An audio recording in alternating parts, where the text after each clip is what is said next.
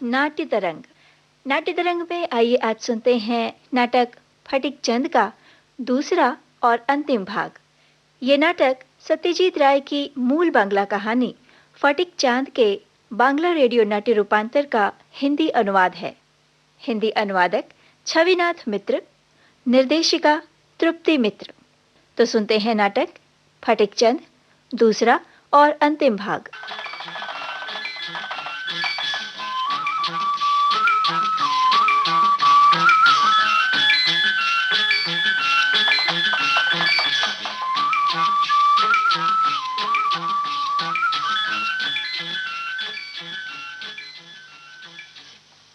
हरिन भाई, तुम यहीं रहते हो क्या? हाँ, यही मेरा डेरा है। वो किसकी फोटो है हरिन भाई? एनरिको रोस्टेली की, एक नंबर का इटालियन मदारी। तुमने उसे देखा है? दत्त, उसे मरे तो 100 साल हो गए हैं। दे, पैसे मुझे दे दे। लो। आज तो काफी हो गया है। 5 पैसे और 10, 15। अरे वाह, बहुत। अरे फटिक, आज तो खूब घूमेंगे। फटिक, बाहर खिड़की से क्या देख रहा है? हरिन भाई, 2 आदमी आज चाय की दुकान पर आए थे, वहीं अब बाहर सड़क पे खड़े हैं। रुक तो जरा, मैं देखता हूं उन्हें।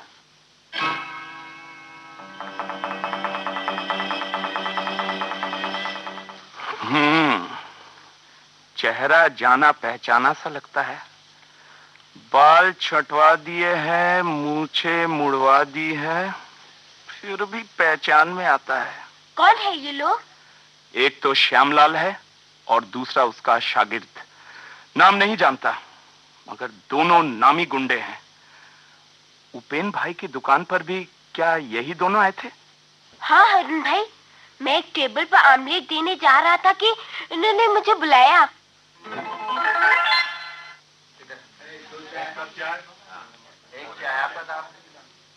अरे लड़के, सुनो तो। आ रहा हूँ बाबू। कहिए, क्या लेंगे? बताता हूँ। तुम कितने दिनों से यहाँ काम कर रहे हो? बहुत दिनों से। बहुत दिनों से? तुम्हारा नाम क्या है? फटिक चंद। फटिक चंद। बाल कब कटवाया था? बहुत पहले। घुटने में चोट कैसे लगी? आप क्या खाएंगे बाबू? 7 नंबर पर चाय देना है। अरे क्या हुआ? क्या बात है? नहीं, कुछ नहीं मैनेजर साहब। बाबू, ऑर्डर नहीं देंगे क्या? हाँ, 2 डबल हाफ और 2 ऑमलेट। और उसके बाद वे जब तक रास्ते में रहे, मुझे घूरते रहे। मैंने जो समझा था वही बात है। सुन फटिक, क्या तू किसी करोड़पति बाप का बेटा है? तुझे अभी कुछ याद नहीं आ रहा है? कुछ याद नहीं आ रहा। लगता है तुझे तेरे घर तक पहुंचाने में मुझे काफी मुसीबतों का सामना करना पड़ेगा। श्यामलाल सीधा आदमी नहीं है। फटिक सुन, मैं तुझे पीछे के दरवाजे से ना बाहर ले जाऊंगा। वो अपने साथियों के साथ बाहर ही खड़ा होगा। ठीक है, देखता हूं तू कब तक खड़ा रहेगा शामू।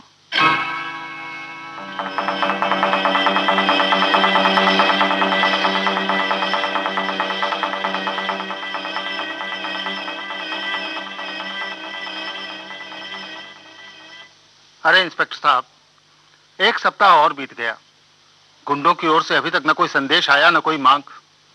जितनी देर हो रही है उतनी मेरे दिमाग की उलझन बढ़ती जा रही है। मिस्टर सान्याल, लगता है हमारी रिपोर्ट ठीक है। एक्सीडेंट से आपके लड़के की स्मरण शक्ति खो गई है। मैं यह स्मरण शक्ति खो जाने का ढकोसला बिल्कुल नहीं मानता। क्यों, तुम क्या सोचते हो सुधींद्र? जी पिताजी, लॉस ऑफ मेमोरी के बारे में अंग्रेजी पत्रिकाओं में बहुत कुछ पढ़ने को मिलता है। आप विश्वास क्यों नहीं करते? एमनेशिया के बारे में नहीं पढ़ा क्या? अगर ऐसा है तब तो हमारा बाबलू घर आकर किसी को पहचान भी नहीं सकेगा सुधींद्र। पिताजी, लॉस ऑफ मेमोरी की ट्रीटमेंट हो सकती है। हमारे देश में इस रोग के डॉक्टर नहीं तो क्या हुआ, विदेशों में तो जरूर मिलेंगे। हाँ, तो फिर इंस्पेक्टर? मैंने विज्ञापन देने का जो सुझाव दिया है वही कीजिए मिस्टर सान्याल। हो सकता है कि उन गुंडों के हाथ से निकलकर आपका लड़का कहीं और चला गया हो और स्मरण शक्ति खो जाने की वजह से ही घर वापस नहीं आ पा रहा हो। ठीक है, तो फिर सुधींद्र जी अखबारों में विज्ञापन देने की व्यवस्था करो। जी। लिख दो गुमशुदा लड़के को लाने या उसका पता बताने वाले को 5,000 रुपया इनाम दिया जाएगा। जी। और देखो विज्ञापन के साथ बाबलू की एक अच्छी सी तस्वीर भी छांट कर अखबारों में भेज दो। पिछले साल दार्जिलिंग में जो फोटो ली गई थी उसी को भेज दूंगा। हाँ, और तुम खुद अखबारों के दफ्तर में जाना। जी बहुत अच्छा। और हाँ, विज्ञापन ऐसा हो कि उस पर सबकी निगाह पड़े। जी। खर्च की कोई परवाह नहीं।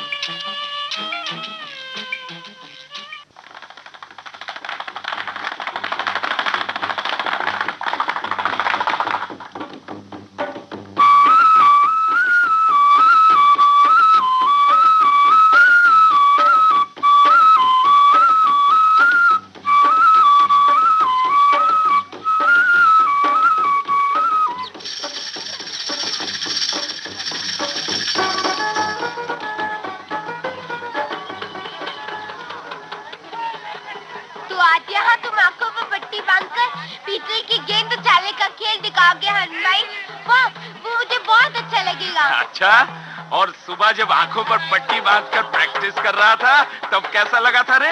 बहुत अच्छा। सोचता हूँ आज तो बहुत सारे पैसे इकट्ठे होंगे। हाँ बहुत होंगे और खूब घूमेंगे फटीक। मगर पश्चिम की ओर किस तरह बादल घिरे हैं देख रहा है फटीक। बारिश आ गई तो सारा खेल चौपट हो जाएगा।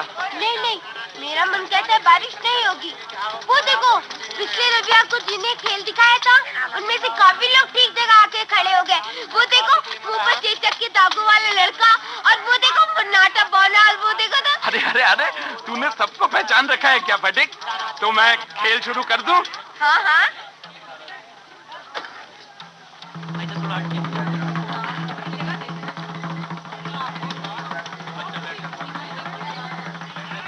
छू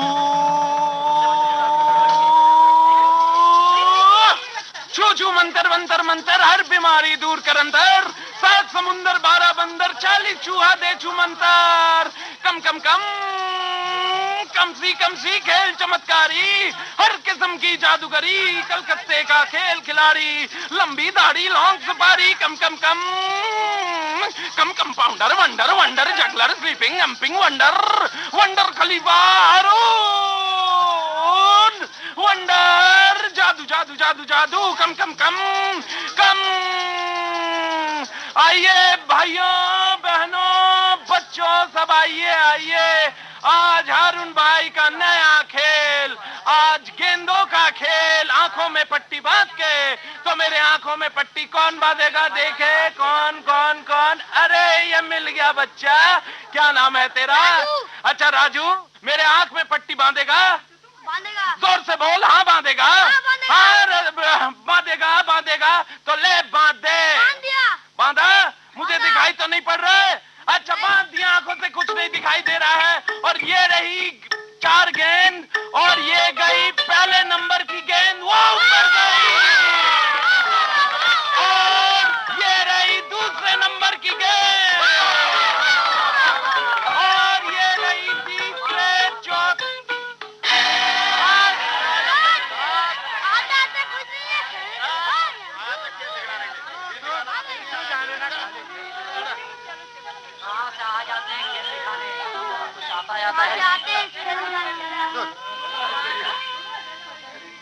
हारून भाई,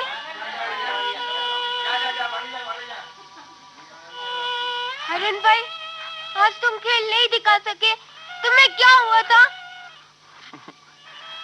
फटीक, तुझे कैसे समझाऊं कि मुझे क्या हुआ था। दरअसल मन के साथ हाथ का एक ऐसा मेल होता है कि एक से जरा सी भूल हो जाए ना तो दूसरा भी खेलना नहीं चाहता।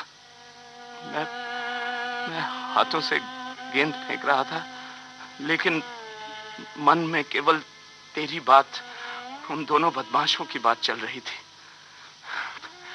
नहीं, जब तक तेरा कोई ठौर ठिकाना नहीं हो जाता ब्लाइंड जगलिंग स्टॉप। एक्सीडेंट के बाद श्यामलाल ने सोचा होगा कि तू भी मर गया है, इसीलिए तुझे छोड़कर वो भाग गया था। उपेन भाई के रेस्तोरां में तुझे देखकर लगता है उन गुंडों को तेरे बाप से रुपए ऐंठने का फिर से लोभ हो गया है। उस दिन चुपचाप जाकर मैं उनका डेरा देख आया हूं, लेकिन गिरफ्तार करवा देने से ही तो झंझट नहीं निपटेगा। उचित तो यही है कि तुझे भी पुलिस के हवाले कर दूं। नहीं नहीं अरुण भाई, नहीं। जानता हूं रे, तेरे दिल की बात जानता हूं, इसीलिए कुछ नहीं कर पा रहा हूं। इधर मद्रास से वेंकटेश्वर की चिट्ठी भी आ गई है। सर्कस के काम के लिए मुझे फिर से बुलाया है। तो क्या तुम मद्रास चले जाओगे? हाँ रे, जाना ही होगा, लेकिन जाने से पहले तेरा ठौर ठिकाना कर ही दूंगा। अरे हारून। कौन? सैमसन? हाँ, तेरा ये छोटा शागिर्द कौन है? तू यहाँ? हारून, मेरे हाथ में ये छुरा देख रहा है ना? और तू मेरे हाथ में ये पीतल की गेंद देख रहा है सैमसन? ले देख। हटिक, चल भाग यहाँ से, जल्दी आ, चल, आजा। रघु, उस्ताद, अरे उन्हें पकड़ो, शैतान ने पीतल की गेंद मार के मेरा सिर फोड़ दिया है।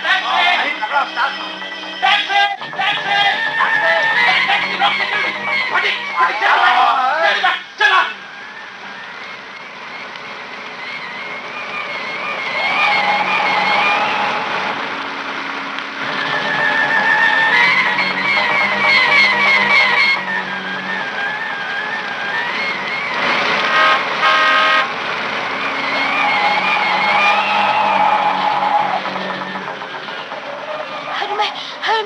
वे टैक्सी में हमारा पीछा कर रहे हैं। अरे भाई, वे हमें पकड़ लेंगे।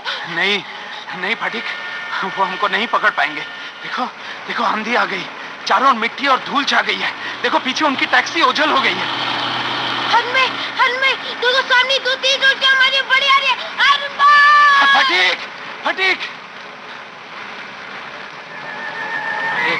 फटिक, तू तो बेकार ही डर गया। वो तो बस थी, 2 मंजिली बस, आई और निकल गई। अरे तू बोलता क्यों नहीं?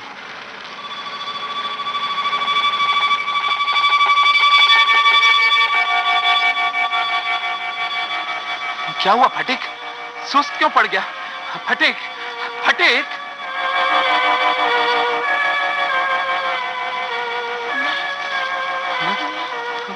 हन भाई, हाँ बोलो।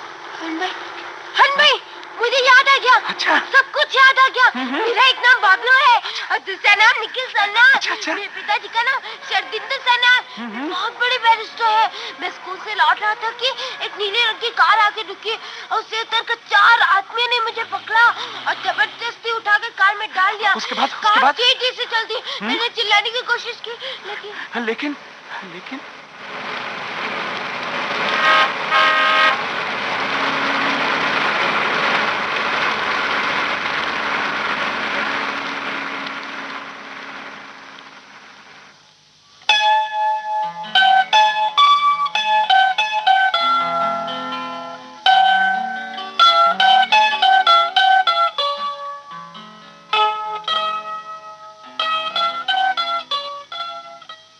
अब समझ में आई सारी बात। तू रईस और मशहूर बैरिस्टर शरदेंदु सन्याल का लड़का है। ठीक, उनका पता मुझे मालूम है। फटिक, अब फिर से तुझे पहले जैसा हुलिया बनाना होगा। फटिक, कल नहा धोकर वो पहले वाली कमीज और निक्कर पहन लेना। हाँ, और ये बाल तो कटवा ही दिए गए, इनका तो अब कुछ नहीं किया जा सकता। जैसे है वैसे ही रहेंगे। अरे हंस क्यों रहा है?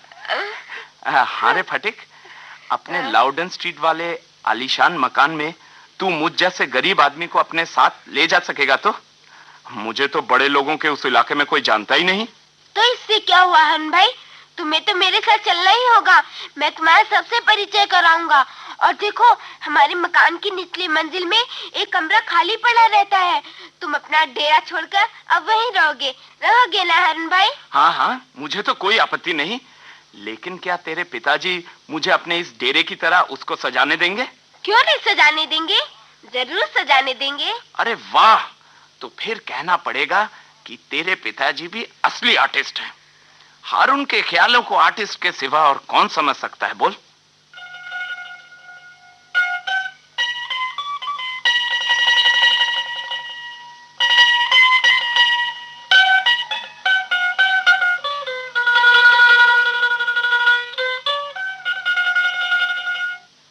सुधींद्र, देखिए अखबार वालों की कारस्तानी। जी।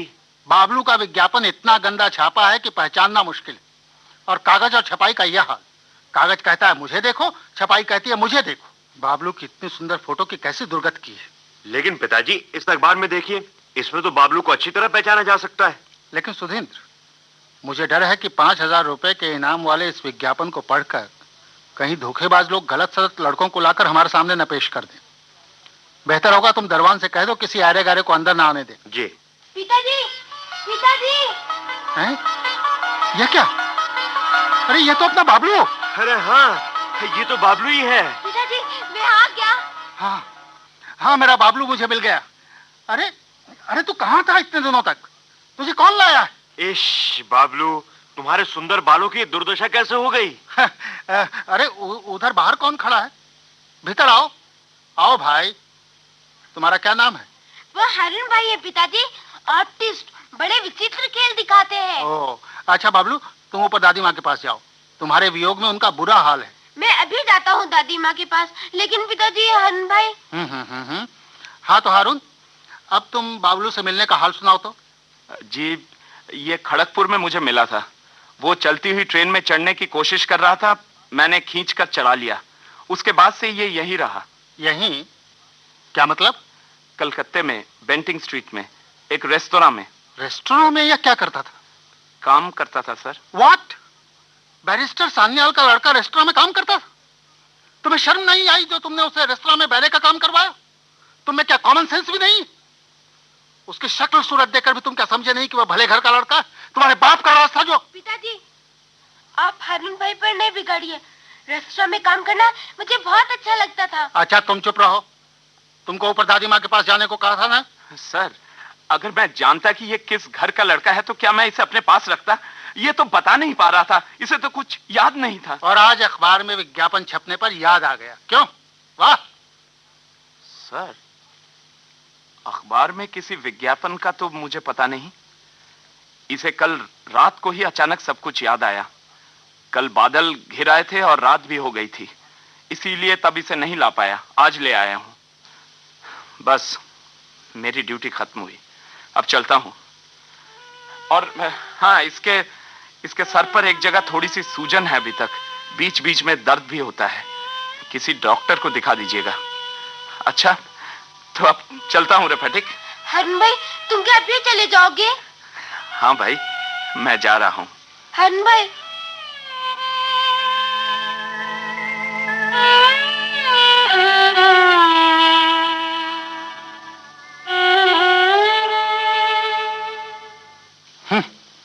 मेरे लड़के से रेस्टोरेंट में काम करवाता रहा। देखिए बाबलू, कहाँ सूजन है? ओह, अभी डॉक्टर बोस को फोन करके बुलाता हूँ। नहीं पिताजी, हारून भाई के कारण मुझे कोई कष्ट नहीं हुआ। अच्छा, जाओ ऊपर जाओ अपनी दादी माँ के पास। और हाँ, हरनाथ से कहो तुम्हें गर्म पानी अच्छी तरह से नहला दे। आज तुम्हारी छुट्टी है, डॉक्टर तुम्हें देखेगा। अगर सब कुछ ठीक हुआ तो कल से तुम स्कूल जाओगे। अब से रोज कार में जाओगे, समझे? अब जाओ ऊपर। अच्छा पिताजी।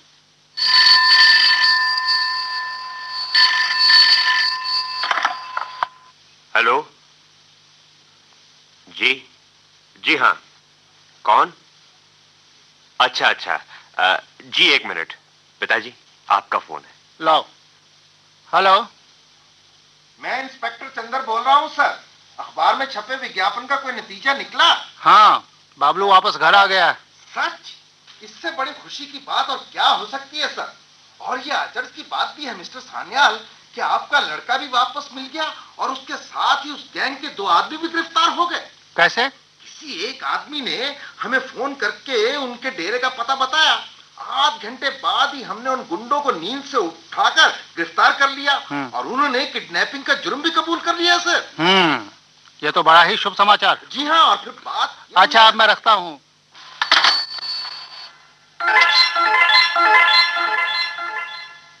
आइए आइए डॉक्टर साहब। Hello.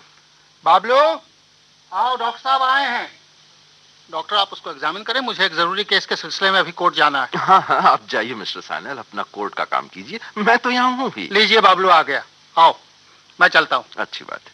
Good morning doctor. Good morning, good morning Bablu, good morning. बैठो बैठो।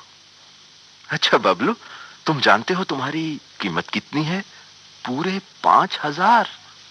मैं समझा नहीं डॉक्टर साहब। अरे, अखबार में तुम्हारे पिताजी ने विज्ञापन दिया था कि जो तुम्हें ढूंढ के लाएगा उसे 5,000 रुपया इनाम मिलेगा। वो भाग्यशाली कौन है जो तुम्हें यहाँ पहुंचाकर 5,000 रुपया ले गया?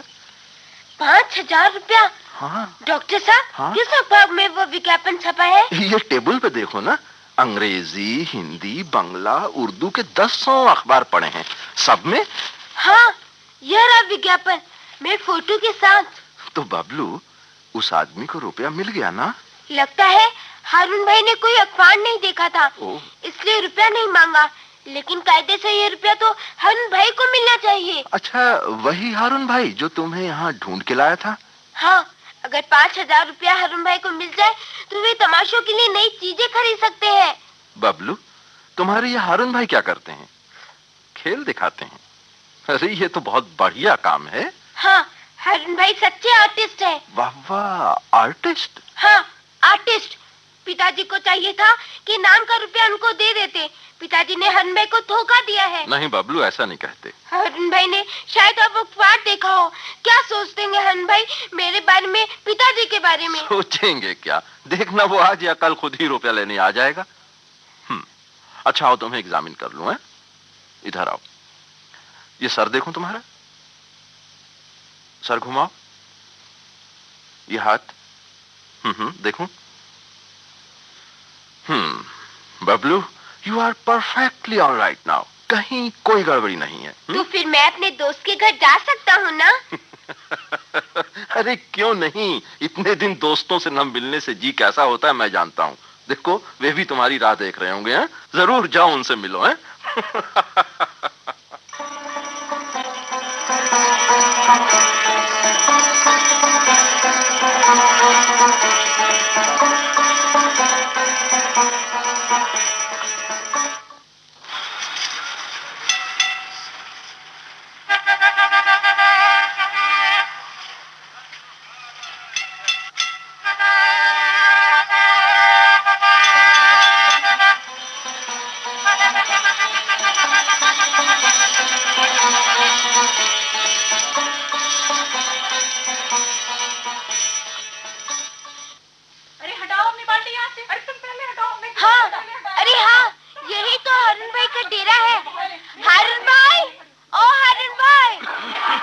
किसको ढूंढ रहे हो? हारून को? वो तो आज मद्रास जाने के लिए रेलवे स्टेशन चला गया है। एक सर्कस कंपनी ने उसे बुलाया है।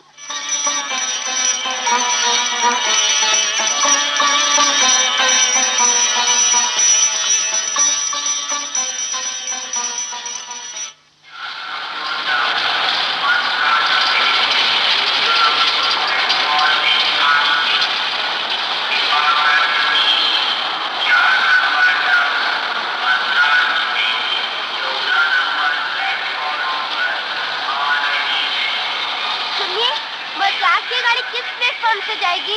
इसी 12 नंबर से। वो देखो नंबर, और वो रही गाड़ी।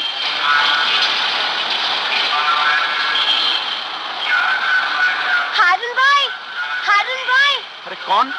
अरे अरे फटिक, तू यहाँ कैसे पहुँच गया? मेरे डेरे पर गया था क्या? उन लोगों ने बताया क्या? हाँ। अरे मैंने तुझे उस दिन बताया था ना कि मद्रास से वेंकटेश्वर की चिट्ठी आई है। सोचा मौका छोड़ना उचित नहीं है। वहाँ आंखों पर पट्टी बांधकर एक पहिए वाली साइकिल चलाने का खेल दिखाना होगा।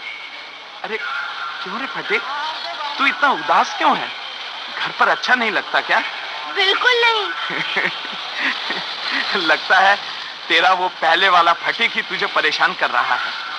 वो फटिक तुझसे कहता होगा, उपेन भाई का वो रेस्तोरां घर से अच्छा था, वहां स्कूल जाने का झंझट नहीं था, वहां कितने तरह के लोगों से मुलाकात होती थी, मैदान में हारून भाई कितनी तरह के खेल दिखाते थे और कलकत्ते की सड़कों पर हारून भाई के साथ तू कितनी बेफिक्री और मस्ती से घूमता था।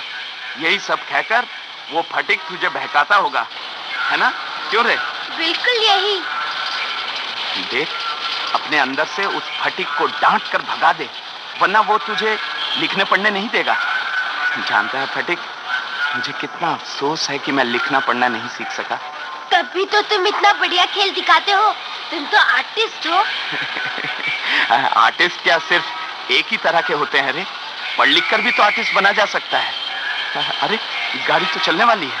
सुनो हारून भाई, पिताजी ने तुम्हें इनाम का रुपया नहीं दिया, क्या तुम 5,000 रुपया बिना लिए चले जाओगे? अरे हाँ, याद आया, तेरे घर से लौटने के बाद मैंने अखबार में वो विज्ञापन देखा था। उसमें तेरी तस्वीर ऐसी लगती थी मानो कोई भूत का बच्चा हो। तुमने जब अखबार में इनाम की बात पढ़ ली है तो फिर रुपया लिए बिना क्यों जा रहे हो? अगर मैं तेरे पिताजी के लड़के को वापस देने जाता तो रुपया लेने में मुझे कोई आपत्ति नहीं थी, लेकिन अपने भाई को बेचकर क्या कोई रुपया लेता है रे? हारून भाई, अरे अरे गाड़ी छूट रही है, देख, होशियारी से घर लौट जाना, हाँ? और जब मद्रास से ग्रेट डायमंड सर्कस कलकत्ता है ना, तो खेल देखने जरूर आना। तुम कलकत्ते आओगे तो? हाँ, मैं जरूर आऊंगा फटिक, फटिक से मिलने जरूर आऊंगा। हारून भाई, हारून भाई, अरे फटिक, होशियारी से घर जाना। फटिक!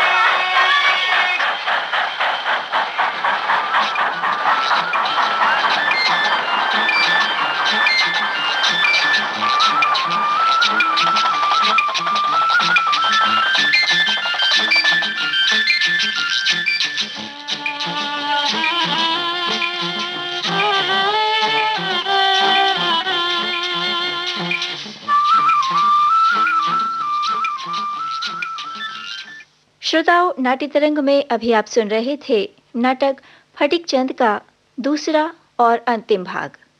सत्यजीत राय की मूल बांग्ला कहानी फटिक चांद के बांग्ला रेडियो नाट्य रूपांतर का ये हिंदी अनुवाद था। हिंदी अनुवादक छविनाथ मित्र, निर्देशिका तृप्ति मित्र।